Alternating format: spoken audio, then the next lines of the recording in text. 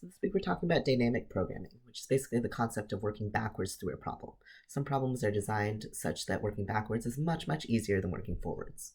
An example of this is a classic puzzle, and this is the jelly bean problem. So say you are living with a very difficult roommate, and you have a jar of 30 jelly beans in the kitchen.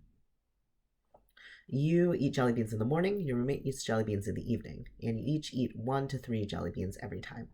And your roommate is difficult, so you don't want to be the person to eat the last jelly bean, or else your roommate's going to be mad at you. Is there a way to make sure your roommate eats the last jelly bean without you skipping any days of eating jelly beans?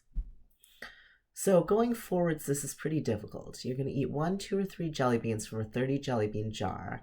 That means you're left with 29, 28, or 27 jelly beans.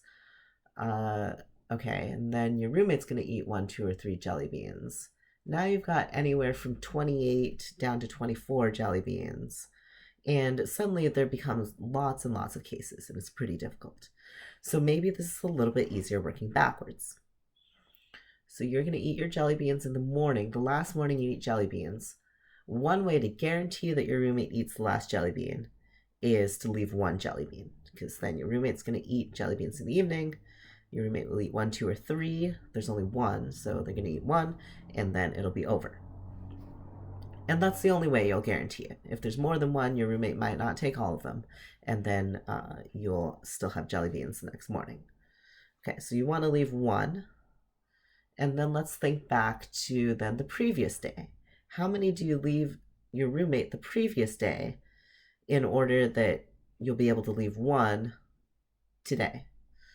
Well, if you left your roommate 5, then your roommate will eat 1, 2, or 3 out of the 5, which means there will either be 4, 3, or 2. From 4, 3, or 2, you can definitely eat either 3, 2, or 1 to get down to 1.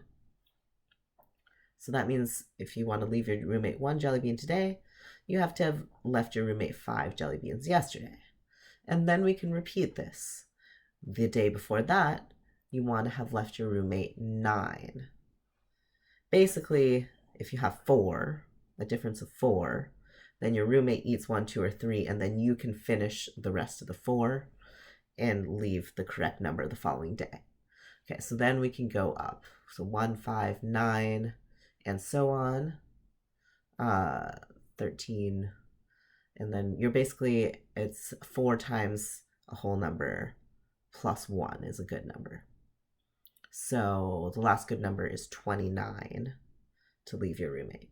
So what you do when you start with 30 jelly beans in the morning is you eat 1, you leave your roommate 29, and then you're on this pattern of leaving 4 times a whole number plus 1 every day until we're down to 1, and you're done.